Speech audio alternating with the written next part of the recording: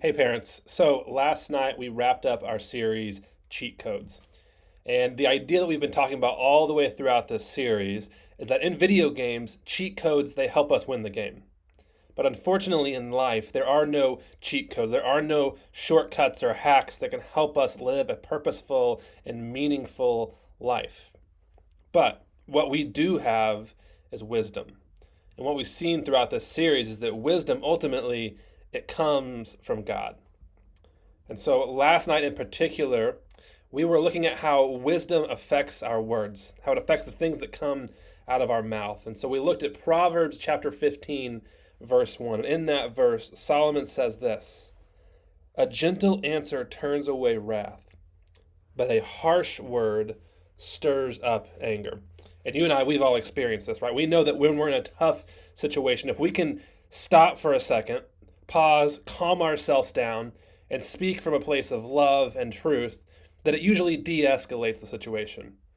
But on the other hand, if we're in an argument and we respond to anger with anger, all it does is escalate and escalate and escalate. And so, what we see from this verse is that our words, they matter. And they matter because they have consequences. And this is true in tough situations when we're in arguments or we're in conversations that are difficult to have. But it's also true in good conversations too, in conversations where we're encouraging somebody or lifting them up.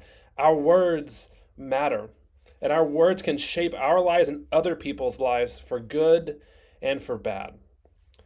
And so, with that in mind, the question that we asked after that is, if that is true, if our words really matter, what is the thing that we want our words to produce?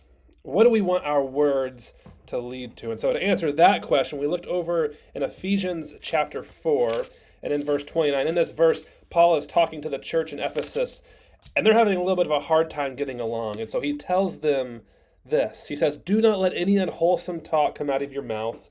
But here's the key phrase: "But only what is helpful for building up others according to their needs, that it may benefit those who listen."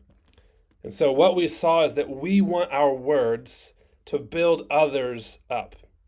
And this is true no matter what circumstance we find ourselves in, whether this is a casual conversation with friends between classes, or whether this is a hard conversation they're having with you, their parents. We want our words to build others up in every circumstance. But you and I know that's easier said than done.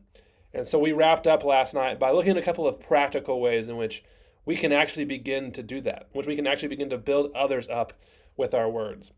So the first thing we said we can do is simply slow down and think before we talk. Now, the challenge is for a lot of middle and high schoolers, that's just really difficult because they're not quite there developmentally.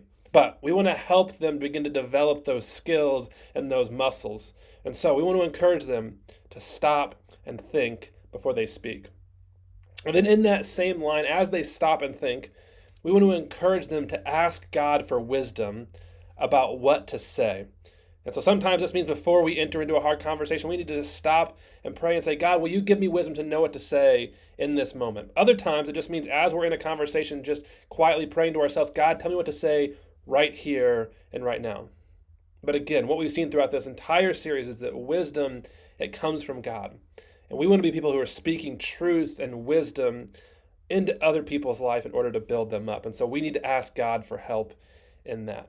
And so let me encourage you this week just to be encouraging your students in those ways, encouraging them to stop and to think before they talk, and also encouraging them to seek wisdom as to what they should say and what to say to build other people up. That's all we've got for this week. Hope you have a great rest of your week.